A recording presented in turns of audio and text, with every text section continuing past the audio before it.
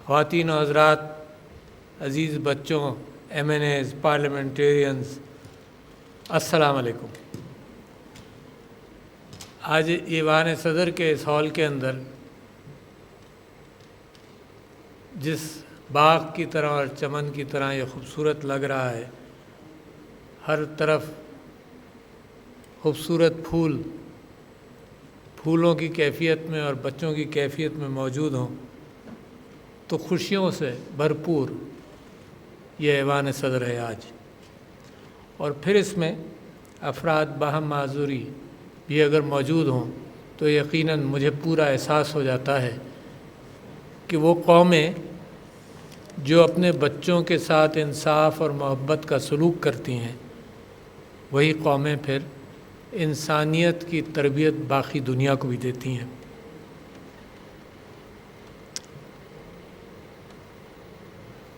یہ قائد اعظم محمد علی جناح کے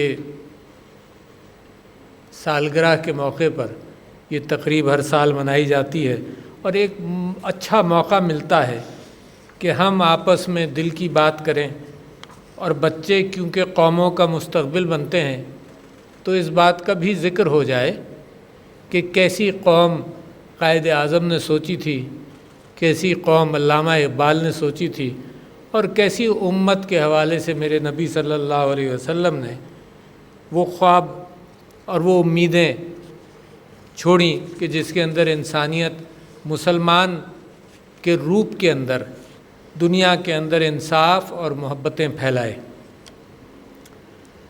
اس میں سب سے زیادہ میرے لیے اور آپ کے لیے تو خوبصورت وہ کیفیات ہیں جو میرے نبی صلی اللہ علیہ وسلم کے حوالے سے میں پڑھتا رہتا ہوں، اور آج بھی یہاں آنے سے تھوڑی دیر پہلے تلاش کر رہا تھا کچھ حدیثیں مل جائیں تو میرے نبی صلی اللہ علیہ وسلم جس طرح سے محبت کرتے تھے بچوں سے تو وہ انسان کی فطرت کے اندر ہے۔ میں کافی دنوں سے یہ بات کہتا ہوں کہ انسان کی فطرت میں اللہ سبحانہ و تعالیٰ نے 2-4 چیزیں پکی ڈالی ہیں۔ ایک ہے محبت، اور وہ محبت پھولوں سے، اچھے نظاروں سے، بچوں سے کس کو نہیں ہوتی۔ جب آپ دیکھیں گے یہ پھول سے بچے یہ اپنی حرکتوں سے دل موہ لیتے ہیں، اور جتنا تناؤ کیفیت میں یا ماحول میں ہو اس تناؤ کو بھی ختم کر دیتے ہیں۔ تو مجھے پھر خیال آتا ہے کہ جو کوئی ریجڈ ماحول کے اندر مجھے زندگی بھر یہ احساس رہا کہ جب میرے بچے جس محفل میں بھی آئے، چاہے میں جو بھی کام کر رہا ہوں، تو مجھے فوراً اپنے سارے کام چھوڑ کر ان کی طرف محبت کی نگاہ سے دیکھتے ہوئے آج بھی رشک آتا ہے کہ کیا اللہ نے خوبصورتیاں پیدا کی ہیں۔ یہ بچوں کی موجودگی میرے اور آپ کے دلوں کو نرم کرتی ہے۔ یہ بچوں کی موجودگی میرے اور آپ کے نفرت کے جذبات اور سختی کے جذبات اور ان جذبات کو ایک مناسب کیفیت میں ٹھنڈا بھی کرتی ہے۔ حضور اکرم صلی اللہ علیہ وسلم کا ایک واقعہ ابھی میں نے پڑھا، آپ کے پاس آنے سے پہلے کچھ تیاری کر رہا تھا، تو ابیسینیا سے بچے آئے تو حدیث میں آتا ہے کہ حضور ان کے ساتھ ان کی زبان کے اندر بولنے کی کوشش کر رہے تھے اور خوش ہوتے تھے جب بچے تتلا کر کچھ جواب دیتے تھے، کچھ کہتے تھے، بچوں کے زبان کو استعمال کرتے تھے، اور وہ خوشیاں تھیں جو ان کے چہرے سے جب لوگوں نے دیکھیں تو لوگوں کو یہ خیال ہوا کہ بچوں کے ساتھ میرے نبی صلی اللہ علیہ وسلم جتنے خوش ہوتے ہیں تو شاید کسی اور محفل میں کبھی نہیں ہوتے۔ وہ ایک واقعہ میں پہلے بھی سنا چکا ہوں کہ عید کی نماز پڑھانے جا رہے تھے تو ایک بچہ روتا ہوا راستے میں ملا، یتیم تھا۔ پوچھا کیوں رو رہے ہو؟ اس نے کہا کہ سب کو تحفے مل گئے، میں اکیلا، میرا باپ نہیں ہے، مجھے تحفے نہیں ملے۔ تو ساری نماز رکی رہی اور وہ گھر واپس گئے، اس بچے کو نہلایا، بی بی عائشہ سے کچھ کپڑے منگا کر پہنائے، اور اس کے بعد نماز کی قیادت کی، عید کی نماز کی۔ تو سارا روٹین، میں خود اس نتیجے پہ پہنچا اور میں سمجھتا تھا کہ مجھے کتنا اچھا لگتا ہے، تو احساس ہوا کہ یہ سارا روٹین جو ہے یہ بچے اپنی خوبصورتیوں کے ساتھ اس کو اوورکم کر دیتے ہیں۔ مگر اس سے پھر آگے میں کیا سوچتا ہوں؟ پھر جتنی خوبصورتی اور جتنی اچھائی اور جتنی معصومیت بچے اپنی زندگیوں کے ساتھ لاتے ہیں تو پھر کیفیت یہ بنتی ہے کہ پھر انسان ان کو بہت کچھ اور ظلم دکھاتا ہے، اور ظلم دیکھ کر پھر ان کے مزاج کے اندر وہ سختیاں پیدا ہوتی ہیں۔ ایک شخص نے حضور سے کہا کہ میرے 10 بچے ہیں، میں نے ان کو کبھی ایسے پیار نہیں کیا جیسے آپ کرتے ہیں۔ تو حضور اکرم صلی اللہ علیہ وسلم نے فرمایا کہ اللہ بھی ان کے ساتھ پیار کرتا ہے جو اپنے بچوں کے ساتھ وہ پیار کی کیفیت کا اظہار بھی کرتے ہیں۔ بچوں، اب آپ ساتھ ساتھ یہ بات دیکھیے کہ قائد اعظم کے بچپن کی ایک کہانی آپ نے سنی، اور پھر اس کے بعد قائد اعظم کی جستجو پاکستان بنانے کے حوالے سے یہ سمجھ لیجئے کہ ہر چیز کی محمد علی جناح نے پوری کوشش کی، ہر چیز کی۔ اگر ایک یونائٹڈ ہندوستان جو ایک انوکھی کیفیت تھی، کیونکہ کبھی ہندوستان ایک بڑے ملک کی حیثیت سے تاریخ میں 1000 سال 1500 سال میں کبھی نہیں رہا۔ چھوٹی چھوٹی کئی ایک مملکتیں تھیں، جیسے یورپ کبھی ایک خطہ ایک ملک نہیں رہا، اس میں مختلف زبان بولنے والے مختلف ممالک، مختلف راجہ مہاراجہ بادشاہ تھے۔ تو ہندوستان بھی ایسا ہی تھا۔ مغلوں کے زمانے میں بھی ہندوستان کے اندر پرنسلی ریاستیں تھیں، شمالی ہندوستان کے اندر اور جنوبی ہندوستان کے اندر بہت سارے ایسے الگ الگ خطے تھے، کبھی کوئی زیادہ طاقتور ہوتا تھا، کوئی کم تر طاقتور ہوتا تھا۔ تو اصل سویلائزیشن جو ہندوستان کی ہے وہ تو سندھ دریا سے نکلتی ہے، لہٰذا جن لوگوں نے نفرتیں پھیلائیں اور جس طرح سے یہ راجیہ سبھا اور جس طرح سے بی جے پی اور جس طرح سے RSS بڑھا، تو انہوں نے سندھوستان کی بھی بات کی، کیونکہ اصل سویلائزیشن تو اس خطے میں تھی جو آج کا پاکستان ہے۔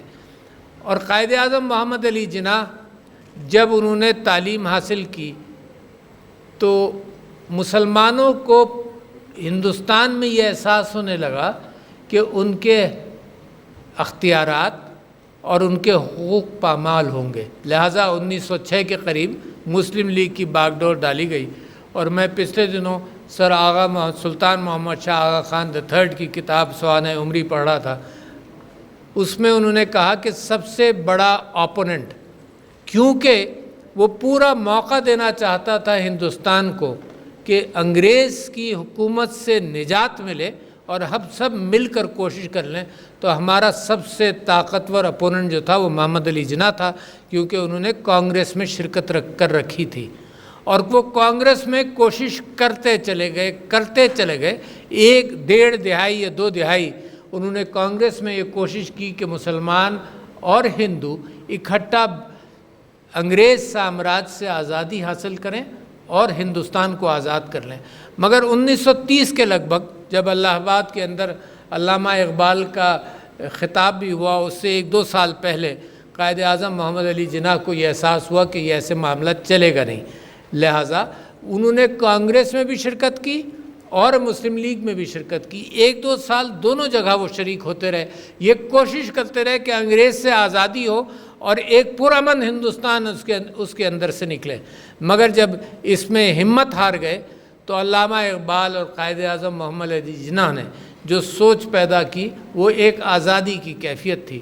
آزادی اس معنی کر کے کہ جو میجورٹی تھی وہ مائنورٹی پر پوری قابض رہتی، مگر یہ کہ قائد اعظم محمد علی جناح کی سمجھ بوجھ، ان کی قیادت، ان کی اصول پسندی اور ان کی قانون دانی، یہ 3-4 عناصر تھے جس کے مطابق پھر سب لوگ تاریخ میں لکھتے ہیں کہ بغیر فوج کے، بغیر نیوی کے اور بغیر ایئر فورس کے اور بغیر طاقت کے استعمال کے دنیا کی تاریخ میں شاید ہی کوئی ملک بنا ہو جو پاکستان جیسا جمہوریت کی بنیاد پر بنا۔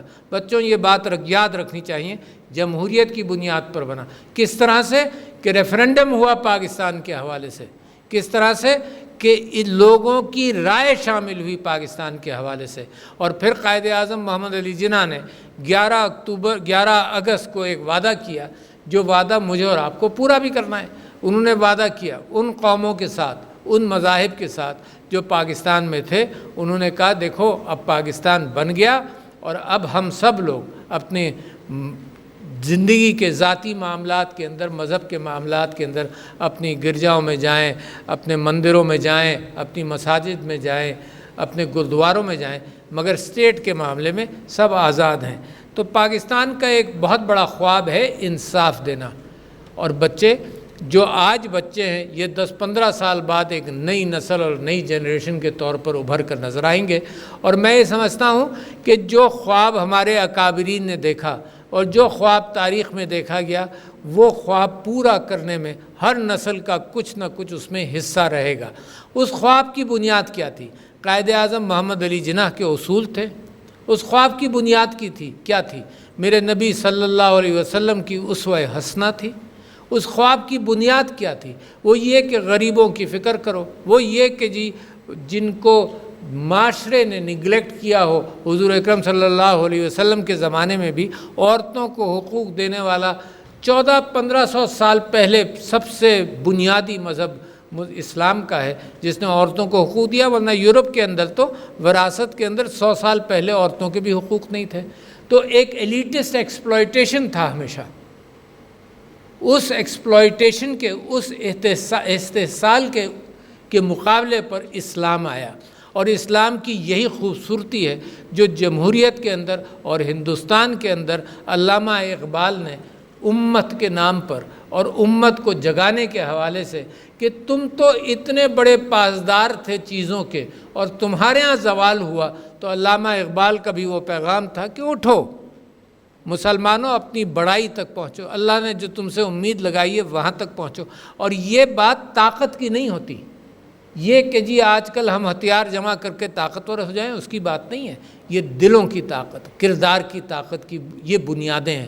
اور محمد علی جناح کی سب سے بڑی بات، لوگ یہ کہتے تھے کہ عقل کے اعتبار سے، منطق کے اعتبار سے ان کا کوئی ثانی نہیں، اور لوگ یہ کہتے تھے، اور آپ جانتے ہیں کہ امانت داری میں ان کا کوئی ثانی نہیں، ایک ایک پائی کا حساب رکھے۔ پاکستان بننے کا بات تو خاص طور پر کہ یہ چائے بھی جو میں پیوں گا میرے ہاں آئے گی، وہ بھی اس کا خرچہ بھی میں اٹھاؤں گا۔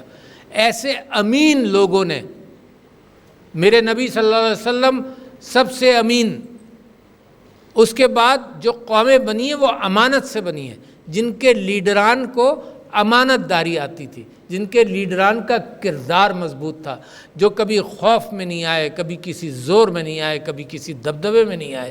تو قائد اعظم محمد علی جناح وہ مثال ہیں ہمارے لیے، جن کی بنیاد پر ہم اپنی کردار سازی کریں اور اپنی قوم کا کردار بنائیں۔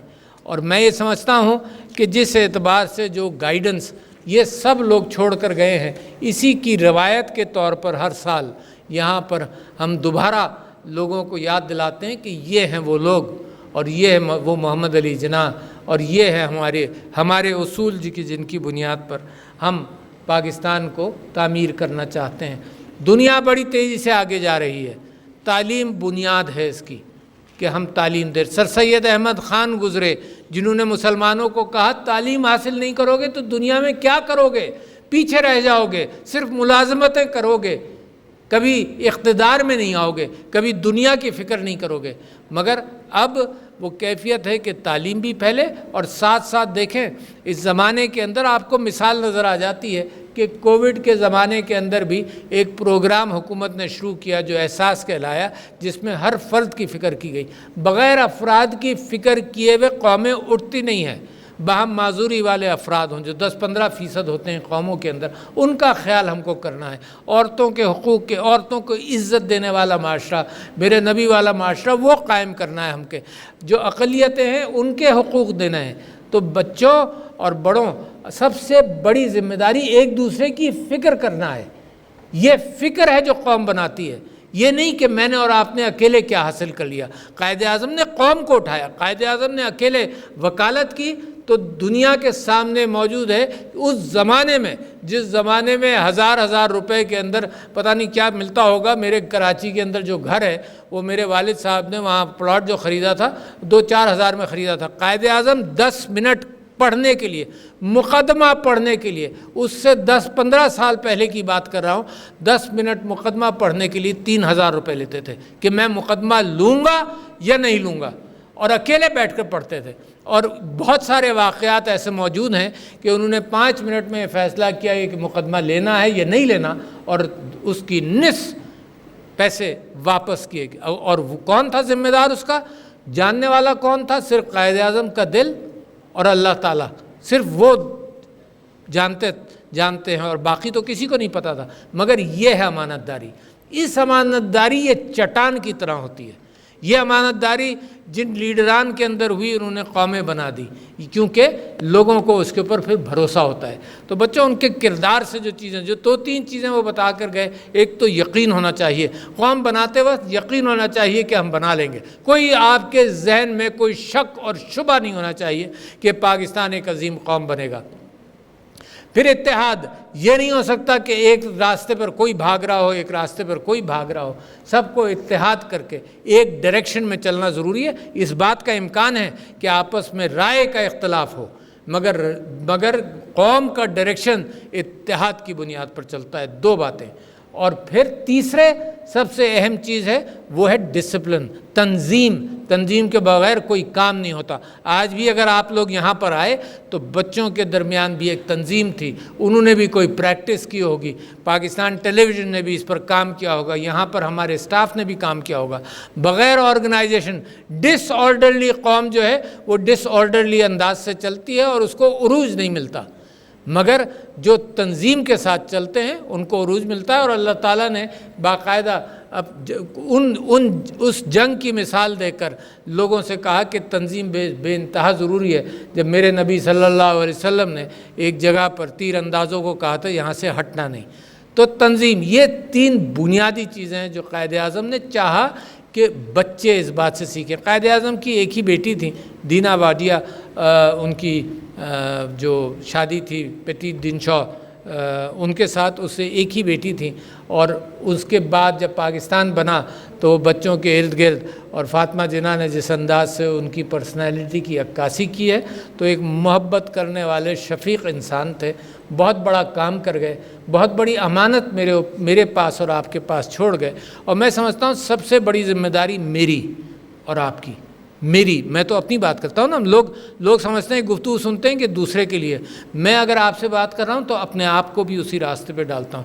میں سمجھتا ہوں سب سے بڑی ذمہ داری میری کہ وہ امانت داری کے قوانین اور وہ قوم بنانے والی کیفیت کے اندر میں خود بھی کوشش کرتا رہا ہوں، اور بچوں اور بڑوں جو یہ بات سن رہے ہیں ان کی بھی یہ بہت بڑی ذمہ داری ہے کہ ہم اس قوم کو دنیا کی عظیم قوموں کے اندر لے جائیں۔ مجھے کوئی شک اور شبہ نہیں، چند سالوں کی بات ہے، آپ کو خود نظر آئے گا کہ جس انداز سے آپ کامیاب ہوں گے، آپ کو خود نظر آئے گا کہ منزل بڑی کلیئرٹی کے ساتھ اللہ تعالیٰ آپ کو دکھا دے گا، اگر اللہ تعالیٰ کے فرامین کے اعتبار سے، محمد صلی اللہ علیہ وسلم کی اسوہ حسنہ کے اعتبار سے، اقبال کے خواب اور قائد اعظم نے جو بنیاد ڈالی اور جو امانت میرے پاس اور آپ کے اوپر چھوڑی ہے، اس کو پورا کرنے کے اندر مجھے پورا یقین ہے کہ پاکستان ایک عظیم مملکت بنے گا، اور آپ لوگ اس کو بنا کر چھوڑیں گے۔ بہت شکریہ خواتین و حضرات اور بچوں، السلام علیکم۔